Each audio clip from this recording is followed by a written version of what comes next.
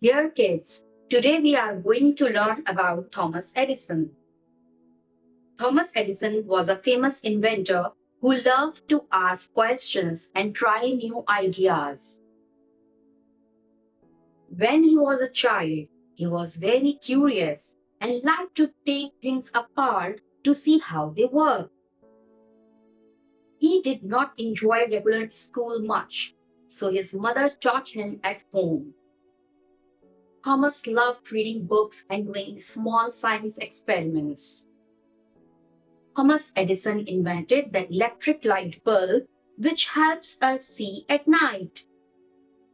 He also invented a machine called the phonograph, which could record and play sounds. People were amazed when they heard their own voices coming from the phonograph for the first time. His another invention was motion picture camera, which is also called kinetograph. Thomas Edison and his team created the kinetograph to record moving pictures, and another machine called the kinetoscope to watch those moving pictures.